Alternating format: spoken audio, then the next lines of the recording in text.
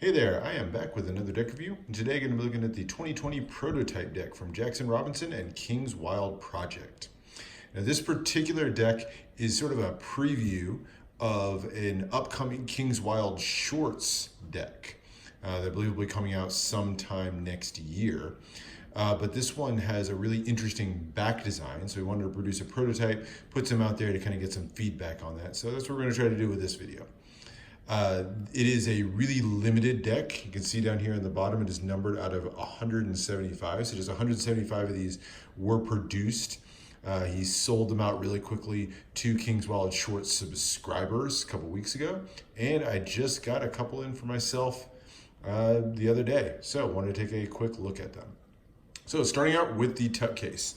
It's really simple. I mean, it's a prototype deck, right? So it's just a plain white matte tuck case, but a few little touches. Did add the 2020 prototype sticker here, so a silver sticker, which is 2020 prototype. They are signed by Jackson Robinson, and then as I showed before, they are hand numbered in silver ink on the bottom, so this one's number 53.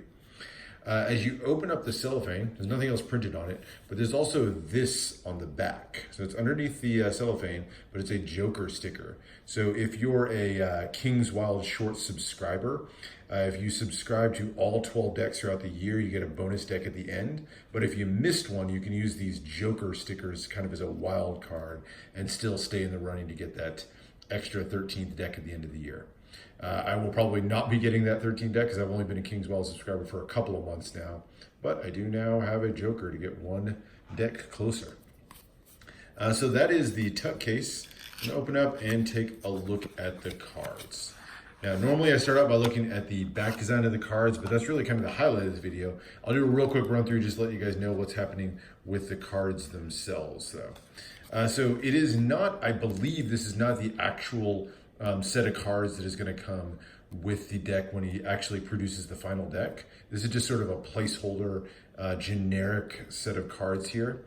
So you've got the Ace of Spades here with the very bold King's Wild logo designed by Jackson Robinson and King's Wild Project, Austin, Texas down there. Slightly custom, a little bit more rounded spade pips in the corner. And the rest of it is a pretty standard design for King's Wild Project decks. If you've seen any of these decks, you've seen a very similar inspired court cards. So you can see these that are designed by Jackson himself, kind of his signature court cards. And then you go through the rest of the deck. It's a pretty standard deck, nothing much to it. I've seen some hints that suggest when the 2020 deck gets produced, you're gonna have court cards that actually are like wearing glasses and things like that to kind of go with the theme. So that'll be interesting to see how that comes and takes shape later on. So the rest of the cards, fairly standard, nothing too special about them, all the way down. And then the extra cards that you get with this prototype deck, you get a black and a red Joker featuring the King's Wild logo there in the center in black.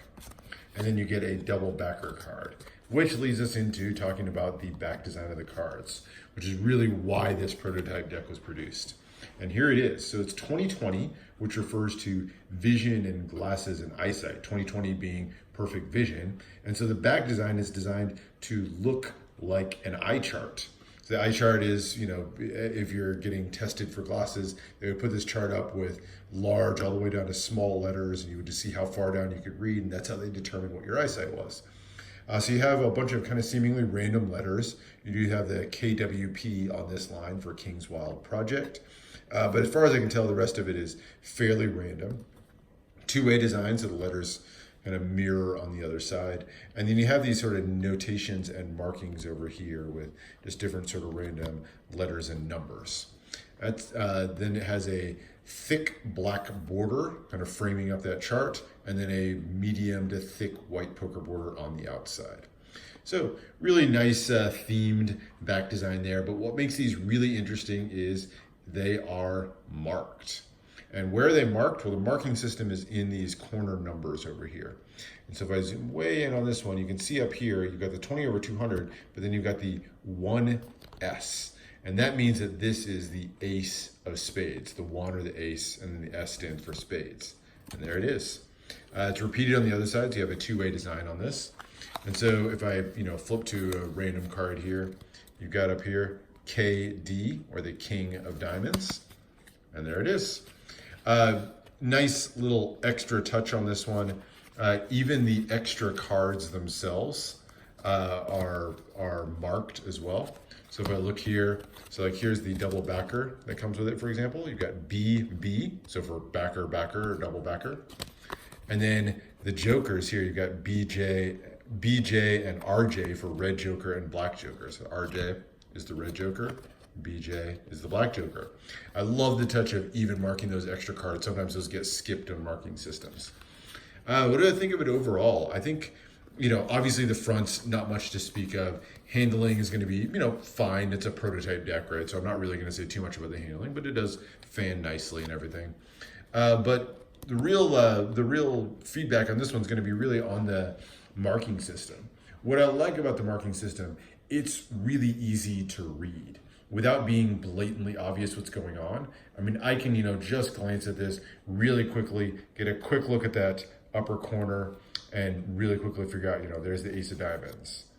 There's the three of hearts. So very, very quick and easy to read the marking system. That's not always the case with decks. Some of them can be really intricate and you almost have to squint, especially if you're in a low light situation. So I love this marking system. It's really easy to read. If there's one knock, I think it's probably pretty easily discoverable. If you do a trick and somebody suspects that you're doing it with marked cards, this with all the letters and numbers is really going to reinforce that. And honestly, once they look at it or thumb through it, it's not terribly hard to figure out what's going on. So I think, it's maybe a little bit more discoverable of a marking system than some other ones that I've seen. That said, if I had to trade between it being easier to figure out and easier to read, I would definitely opt for it being easier to read. Because honestly, at the end of the day, the faster and easier that you can do a trick, just at a glance, figure out what that number is, the less likely people are going to suspect that it's done with a marked deck of cards. So that is it. That is the prototype deck, a really cool, very interesting deck. Excited to see how these turn out with the full deck of cards and what that tuck case ends up looking like. But really excited to see how those turn out with King's Wild Shorts in the future.